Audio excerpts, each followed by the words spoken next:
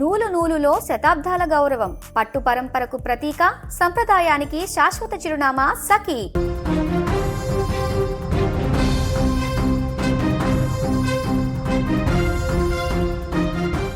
ఇప్పుడు ప్రస్తుతం దేశం అంతా కూడా ఒకే ఒక్క అంశంపై కదిలిపోతుంది, రగిలిపోతుంది. ఒక మాటలో చెప్పాలంటే ఈ ఘటన గురించి సోషల్ మీడియాలో కానీ న్యూస్ పేపర్స్లో కానీ చూసినా, విన్నా, చదివిన ప్రతి ఒక్కరు కూడా చెల్లించిపోతున్నారు. ఏంటంటే రాజస్థాన్లో జరిగినటువంటి దారుణమైన ఘటన. అది రాజస్థాన్లో 13 సంవత్సరాల బాలిక మీద జరిగినటువంటి దారుణమైన అటాక్.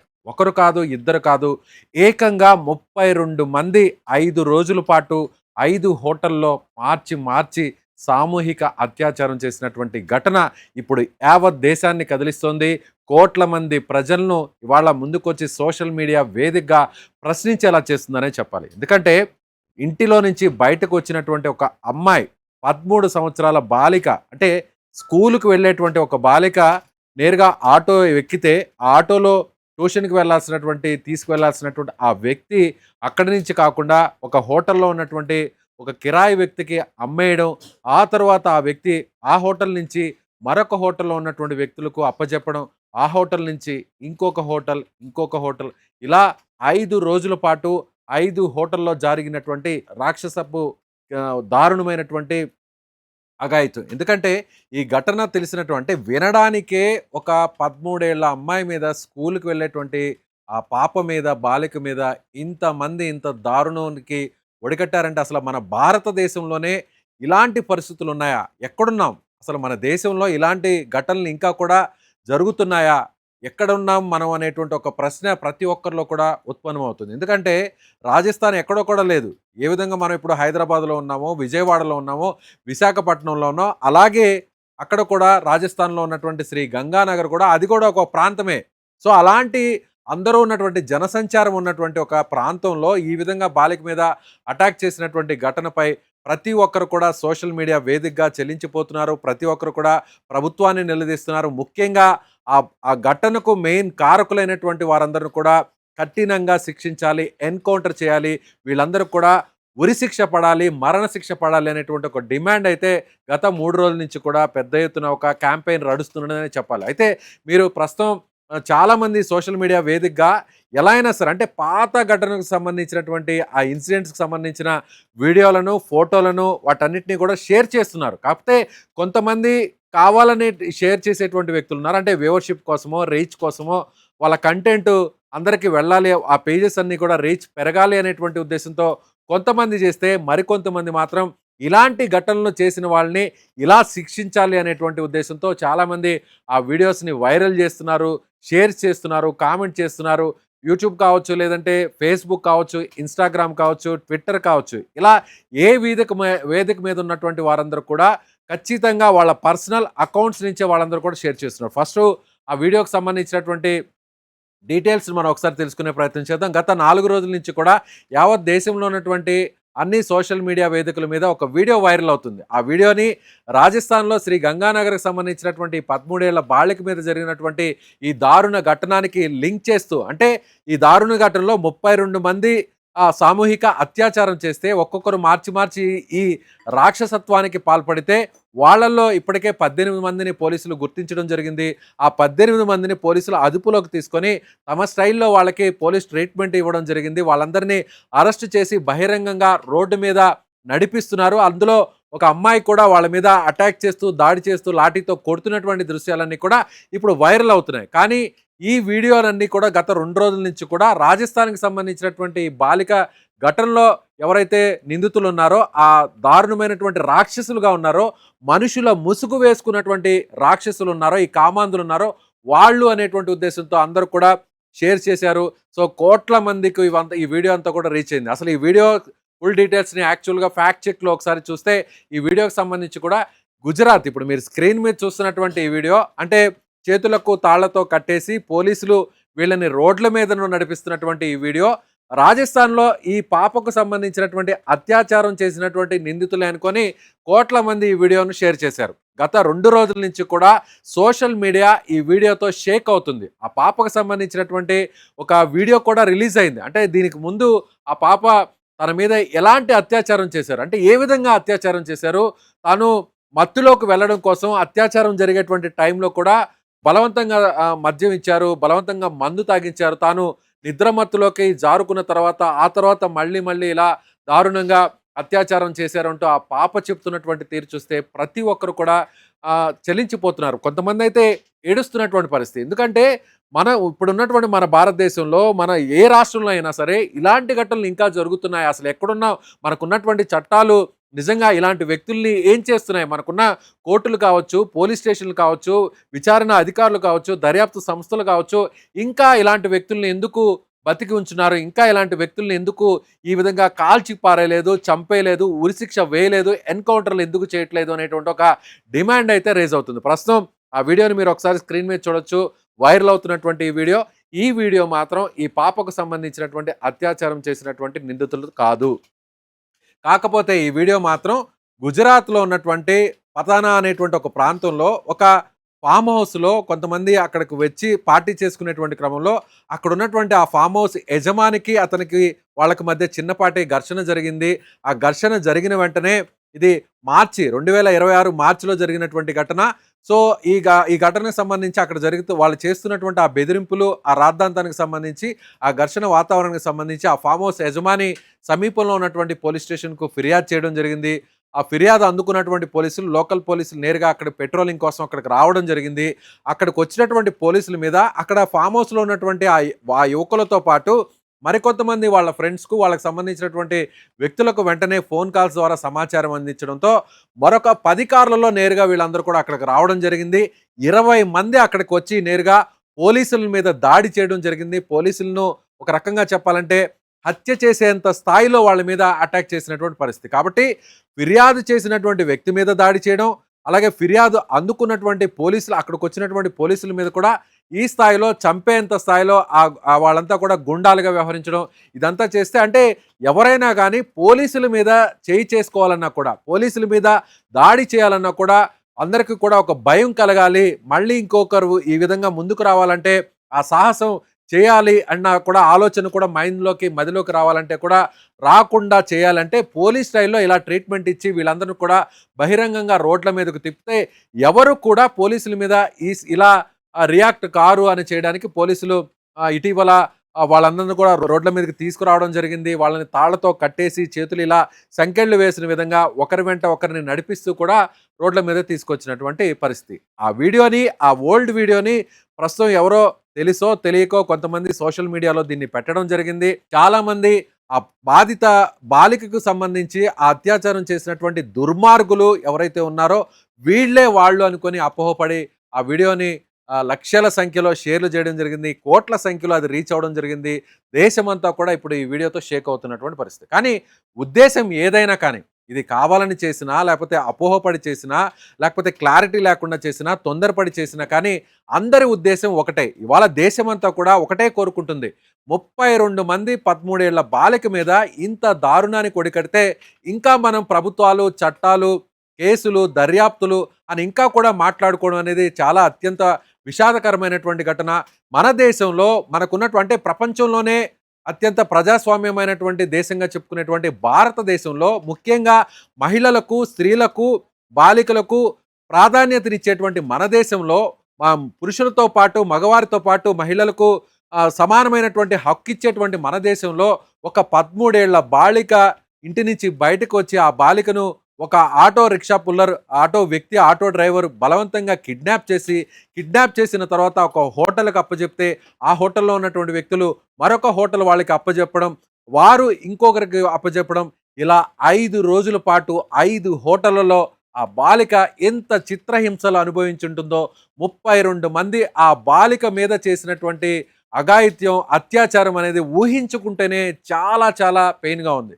చెప్పాలన్నా కూడా, ఈ వర్డ్స్ చెప్పాలన్నా కూడా అత్యంత బాధాకరంగా ఉంది. కానీ ఆ బాలిక అనుభవించినటువంటి వేదన, ఆ బాలిక భరించినటువంటి బాధ నిజంగా ఊహించుకుంటుంటేనే ప్రతి ఒక్కరికి కూడా కన్నీరు వచ్చేటువంటి పరిస్థితి. ఎందుకంటే 13 ఏళ్ల చిన్నారి, ఆ పాప అభంశుభం తెలిసి అప్పుడే సమాజం మీద కాస్త అవగాహన వచ్చి టీనేజ్లోకి వచ్చినటువంటి పాప. అంటే 13 అంటే టీనేజ్ అంటారు. అలా అప్పటి వరకు ఆ బాల్య దశలో ఉండి అప్పుడే టీనేజ్కి వచ్చినటువంటి ఆ పాప మీద ఇంత దారుణానికి ఒడికట్టారంటే వీళ్ళందరినీ ఏం చేయాలి? ఇలా వీళ్ళని నడి రోడ్ల మీద ఇలా చేతులకు తాళ్ళు కట్టేసి ఇలా ఊరేగించడమే కాదు, వీళ్ళందరినీ కూడా బహిరంగంగా వేరే దేశాల్లో ఎలాంటి కఠినమైనటువంటి శిక్షలు విధిస్తారో అదే విధంగా వీళ్ళను కూడా కాల్చి చంపాలి. కొందరైతే కాదు కాదు, మనం కామెంట్స్ని ఒకసారి చూస్తే చాలా కామెంట్స్ అన్నీ కూడా ఉన్నాయి. వీళ్ళని ఎన్కౌంటర్ చేయాలని మరికొంతమంది, కాదు వీళ్ళని కాళ్ళు చేతులు నరికివేయాలని కొంతమంది, కాదు వీళ్ళ 2 చేతులను కట్ చేయాలని కొంతమంది, కొంతమంది అయితే వీరి జననాంగాలను కట్ చేసి వీళ్ళని దారుణంగా మరొకరిని ఈ విధంగా ఇంత అఘాయిత్యానికి పాల్పడనీయకుండా చేయాలంటే మరొకరు కూడా ఎవరన్నా సాహసించాలన్నా కూడా ఎవరు కూడా ముందుకు రాకుండా భయపడాలంటే అంత అంత స్థాయిలో అంత దారుణమైనటువంటి శిక్షలు వీళ్ళకు వేయాలి అనేటువంటి డిమాండ్ను ప్రతి ఒక్కరు కూడా చేస్తున్నారు. అందులో భాగంగానే ఇవాళ దేశం మొత్తం అంతా కూడా రాజస్థాన్కి సంబంధించినటువంటి ఈ ఘటన మీద షేక్ అవుతుంది.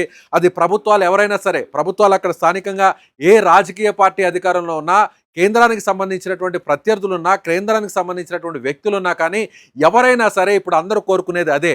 ఇప్పటి వరకు అరెస్ట్ అయినటువంటి వ్యక్తుల్ని చట్టాలు అనాదిగా అనవాయితీగా దశాబ్దాలుగా ఉన్నటువంటి చట్టాలని ఇంకా కూడా మనం ఇంప్లిమెంట్ చేసుకుంటే మన భారతదేశంలో, సువిశాలమైనటువంటి ఈ భారతదేశంలో అందరికీ సమాన హక్కులు, స్వేచ్ఛ ఎక్కువగా ఉండి ముఖ్యంగా మహిళలకు భద్రత ఉంది అని మన ప్రపంచంలో ఎలుగెత్తి చాటేటువంటి మన దేశంలో ఇలా 13 ఏళ్ల బాలిక మీద 5 రోజుల పాటు 5 హోటల్లో ఆ హోటల్ ఓనర్లు, అక్కడ పనిచేసేటువంటి వ్యక్తులు ఒకరు మార్చి ఒకరు ఇలా ఇంత దారుణానికి ఒడికట్టారంటే ఏమనాలి? ఇది రాజస్థాన్కి సంబంధించినటువంటి అంశమో, లేదంటే ఆ బాలికకు సంబంధించినటువంటి తల్లిదండ్రుల అంశమో, లేదంటే శ్రీ గంగానగర్కి సంబంధించినటువంటి ఆ ప్రాంతానికి సంబంధించినటువంటి అంశం కాదు.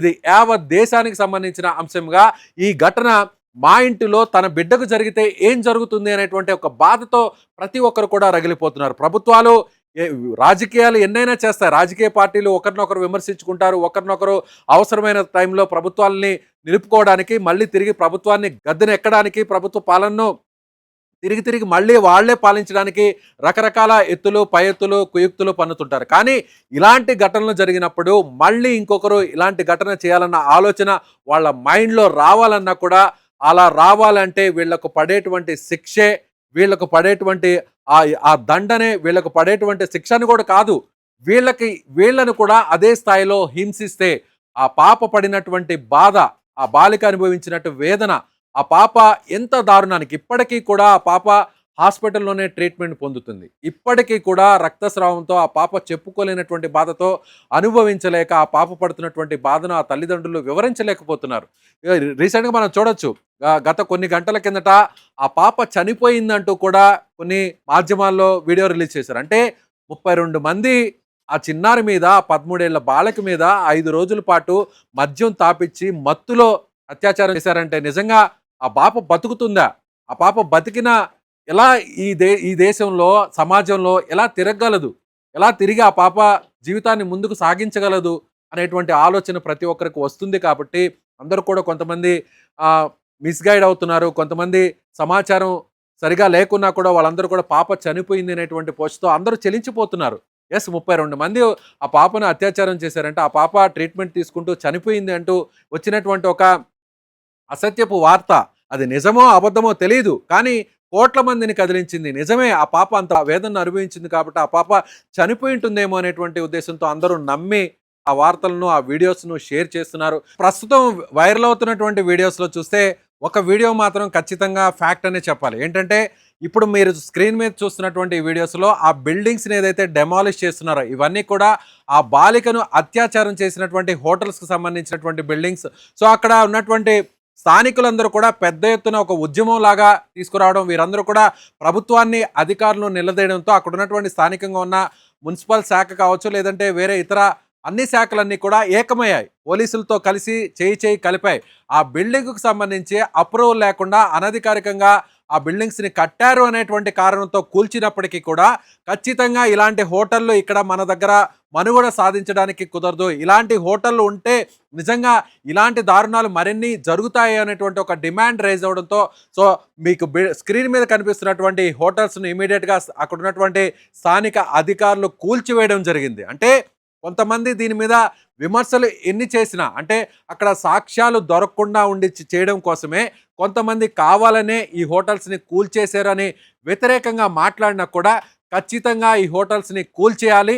ఈ హోటల్స్లో ఎవరైతే ఇంత దారుణానికి ఒడికట్టారో వాళ్ళందరూ కూడా ఇప్పుడు బిల్డింగుల్ని ఏ విధంగా అంటే 4 అంతస్తులు 5 అంతస్తులు ఎత్తులో ఉన్నటువంటి బిల్డింగ్స్, అవి ఎంత పెద్దగా ఉన్నటువంటి బిల్డింగ్స్ అయినా కానీ నిలువునా కూల్చేశారో, నిలువునా బుల్డేజర్తో నేలమట్టం చేశారో, ఈ దారుణానికి ఒడికట్టిన వాళ్ళను కూడా ఇలాగే ఈ స్థాయిలోనే వాళ్ళని కూడా శిక్షించాలి, వాళ్ళ మీద కూడా ఇలాంటి చర్యలు తీసుకోవాలి అనేటువంటి డిమాండ్ అయితే పెద్ద ఎత్తున వస్తుంది. మీరు స్క్రీన్లో చూస్తున్నటువంటి ఈ బిల్డింగ్స్ను కూల్చేస్తున్నటువంటి ఆ విజువల్స్, ఎస్, ఆ పాపకు సంబంధించినటువంటి అత్యాచారం జరిగినటువంటి హోటల్స్ సంబంధించిన బిల్డింగ్స్, వాటి మీద ఇమీడియట్గా స్పందించారు.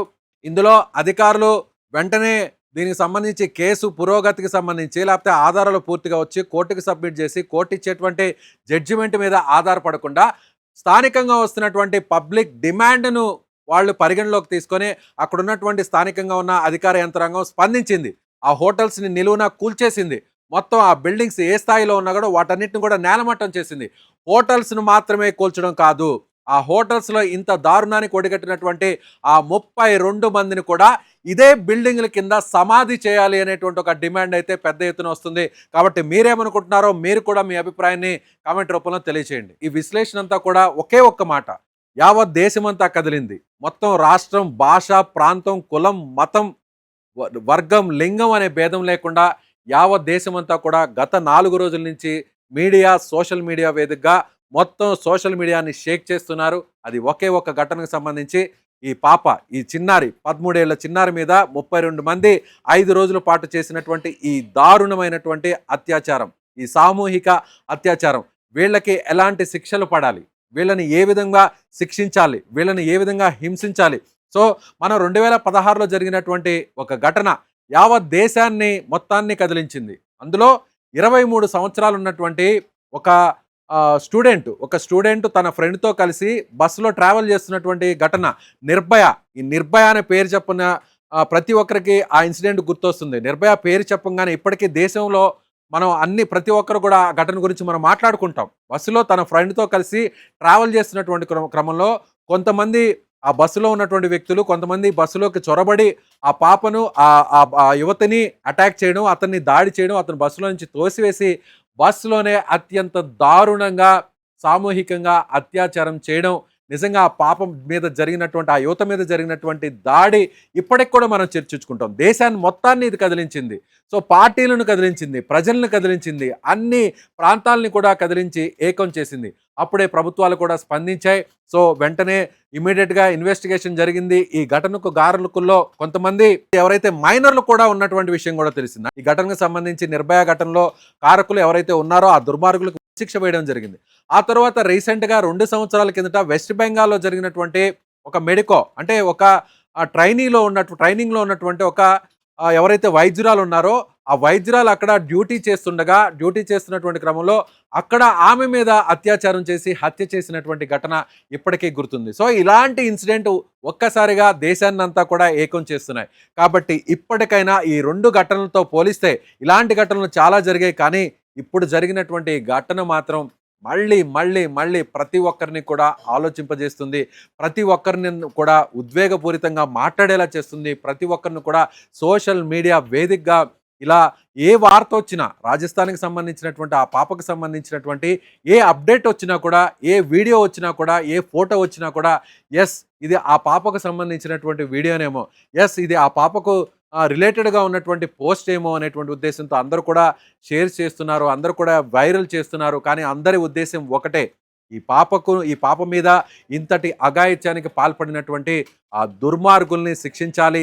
బయట దేశాల్లో ఎలాంటి కఠిన చట్టాలు ఉన్నాయో, బయట దేశాల్లో ఎలాంటి కఠిన శిక్షలు ఉన్నాయో ఇలా బహిరంగంగా వీరందరినీ కూడా తీయాలి, అవసరమైతే ఎన్కౌంటర్ చేయాలి, అవసరమైతే వీళ్ళ జననాంగాలను కత్తిరించి మరీ శిక్షించాలి అనేటువంటి ఒక డిమాండ్ అయితే వస్తుంది. సో నేను కూడా ఒక మనిషిగా, నేను కూడా ఒక తండ్రిగా ఇలాంటి పాప మీద జరిగినటువంటి దారుణం గురించి చెప్పడం, విశ్లేషించడం చాలా బాధ కలిగిస్తుంది. కాబట్టి ఈ వీడియో చూస్తున్న వారు మళ్ళీ ఇలాంటి ఘటన మన దేశంలో, మన ప్రాంతంలో జరగకుండా ఉండాలంటే, పిల్లలకు ఒక రక్షణ కలగాలంటే, ఒక భద్రత కలగాలంటే, ఎవరైనా ఇలాంటి దారుణానికి ఒడికట్టాలంటే మళ్ళీ అటువైపు కన్నెత్తి చూడకుండా ఆలోచన వాళ్ళ మదిలో రాకుండా ఉండాలంటే ఏం శిక్ష వేయాలో, ఏ విధంగా శిక్షించాలో, ఏ విధంగా హింసించాలో మీరు కూడా కామెంట్ బాక్స్లో తెలియచేయండి.